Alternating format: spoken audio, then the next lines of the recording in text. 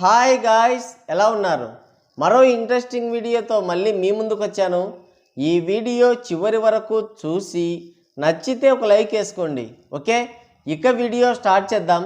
దాసుని తప్పు దండంతో సరి అంటున్నారు మన ట్రేడ్ పండితులు. మనకు తెలిసిందే కదా, శరణమన్నయ్య త్రిబుల్ మూవీ చేసినప్పటి నుండి భూగోళ స్టార్గా మారిపోయాడని. అబ్బరాన బిడ్డ పుడితే ఆముదంతో ముడ్డి కడిగినట్లు 2 దశాబ్దాల తర్వాత హిట్ వచ్చేసరికి అన్నయ్య సామాజిక వర్గ ప్రియులని పట్టలేకపోయాం.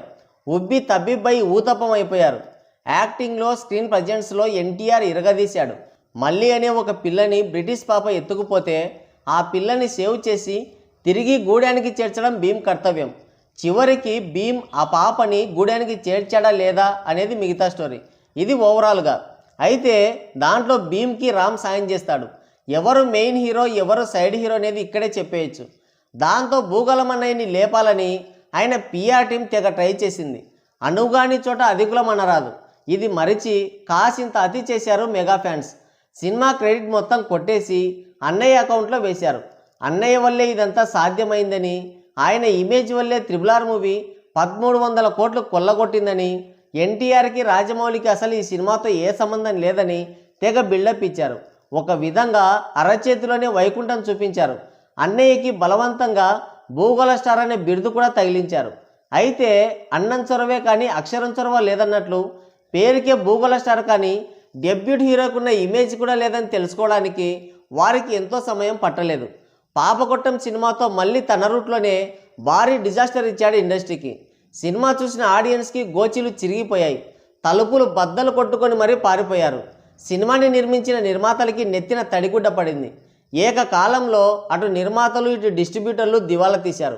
అలకాపురం కొల్లగొట్టిన అదృష్టహీనుడికి ఏమీ మిగలదన్నట్లు పాపం త్రిబుల్ మూవీ హిట్ అయినా క్రెడిట్ మొత్తం దొడ్డిదారిన అన్నయ్యకి అప్పనంగా అంటగట్టినా ఎలాంటి ఉపయోగం లేకుండా పోయింది. చివరికి హాస్యగాన్ని తేలు కుడితే జనమంతా నవ్వుకున్నట్లు త్రిబుల్ సినిమా హిట్ అయినప్పుడు వీళ్ళు ఇచ్చిన బిల్డప్కి, పాపకొట్టం సినిమా డిజాస్టర్ అయినప్పుడు వీళ్ళు చెప్పిన సాకుకి అస్సలు మ్యాచ్ కాలేదు. కూలిచ్చి మరీ గుద్దించుకున్నట్లు అయిపోయింది వీళ్ళ పరిస్థితి.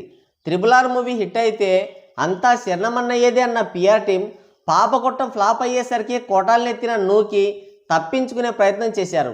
పాపకొట్టం రిలీజ్కి ముందు ఇది భూగోళ స్టార్ సినిమాని ప్రమోట్ చేశారు. అంతేకాదు, అవసరం లేకపోయినా శరణమన్నయ్య కోసం గెస్ట్ రోల్ని కాస్త సాగదీసి చదును చేసి చివరికి మల్టీ స్టారర్ మూవీగా చేశాడు చిరంజీవి.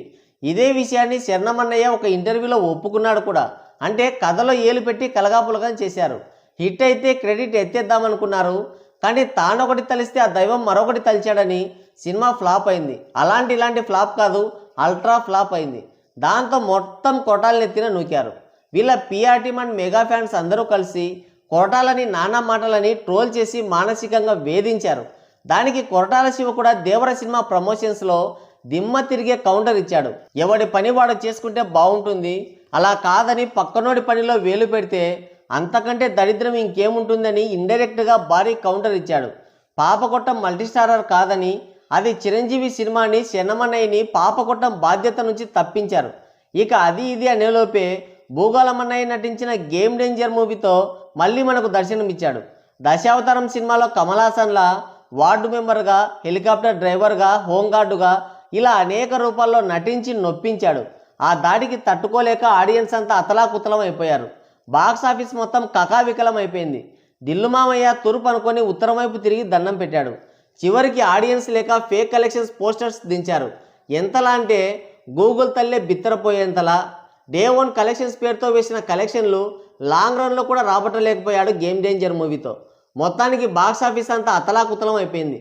అన్నయ్యలోని శక్తి విస్ఫోటనం చెంది శంకరమంకులకి సాంబార్ కారింది. ఎంతైనా ఇంటెలిజెంట్ కదా, మరో కొరటాలు అవ్వకుండా ఉంటే చాలని చెన్నైకి చెక్కేశాడు. అంతేకాదు, ఈ సినిమాకి నాకు ఎలాంటి సంబంధం లేదని కరాఖండిగా తేల్చి చెప్పేసి ఈ రిజల్ట్ని భూగోళమన్నయ్య నెత్తినే వేశాడు.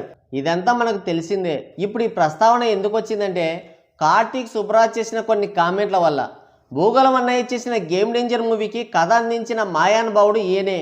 అయితే భూగోళమన్నయ్య ఇమేజ్ని ఎక్కువ ఊహించుకున్నాడో, లేదంటే శంకర్ డైరెక్టర్ కదా హిట్ అయితే పేరు కొట్టేద్దాం అనుకున్నాడో తెలియదు, కానీ గతంలో గేమ్ డేంజర్ టాపిక్ వచ్చినప్పుడల్లా గొప్ప స్టోరీ అందించానని, అది తన స్థాయి కాదని, దానికి శంకరయ్య గారే కరెక్ట్ అని, అందుకే ఆయనకి ఇచ్చానని, దాన్ని ఆయన అద్భుతంగా అస్సాం ట్రైన్ ఎక్కించాడని చాలా గొప్పగా చెప్తుండేవాడు. కానీ 4 ఏళ్ళు సాగదీసి వాయిదాల మీద వాయిదా పడి చివరికి సంక్రాంతి బరిలో దిగి బాలయ్య దాటికి అస్సాంలో ల్యాండ్ అయింది గేమ్ డేంజర్. అల్ట్రా డిజాస్టర్గా మిగిలిపోయింది. దిల్లుమామయ్యకి తడారిపోయింది. అయితే ఆయన రీసెంట్గా సూర్య సినిమాతో రెట్రో మూవీ చేశాడు. దానికి ప్రమోషన్లు చేస్తున్నప్పుడు ఈ గేమ్ డేంజర్ ప్రస్తావన మళ్ళీ వచ్చింది.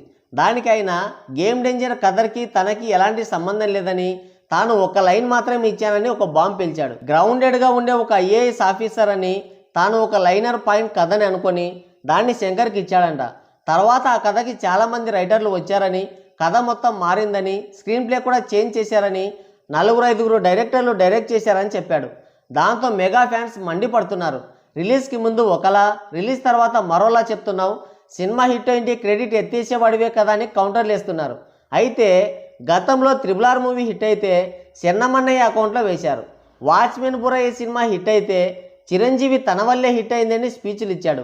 మరి ఆచార్య ఫ్లాప్ అయితే కొటాలనెత్తిన నూకారే, అది తప్పు కాదా అని ప్రశ్నిస్తున్నారు మన ట్రేడ్ పండితులు. వాళ్ళు చేసింది కరెక్ట్ అయితే కార్తీక్ సుబ్బరాజ్ అన్నయ్య చేసింది కూడా కరెక్టే. వాళ్ళు చేసింది రాంగ్ అయితే ఇతను చేసింది కూడా రాంగే. ఇప్పుడు చెప్పండి ఏది రైటో ఏది రాంగో అని గుచ్చి మరీ అడుగుతున్నారు మన ట్రేడ్ పండితులు. భూగోళం అన్నయ్యకి ఆల్రెడీ పాపకొట్టం రూపంలో మంచి ఫ్లాప్ పడింది కదా, మాట సాయం చేస్తే పోయేదేముందిలే అనుకొని ఒక హైప్ ఇచ్చుంటాడు. ఎంత హైప్ ఇచ్చినా అయ్యగారికి లేవకపోతే తను మాత్రం ఏం చేయగలడని ఆగ్రహం వ్యక్తం చేస్తున్నారు మన ట్రేడ్ పండితులు. మరి కార్తీక్ సుబ్బరాజ్ చేసిన కామెంట్లపై మీరేమనుకుంటున్నారో మీ అమూల్యమైన అభిప్రాయాన్ని కింద కామెంట్ సెక్షన్లో కామెంట్ చేయండి. సో గాయ్స్, ఇది వీడియో. మరోసారి మరో ఇంట్రెస్టింగ్ వీడియోతో మళ్ళీ కలుద్దాం.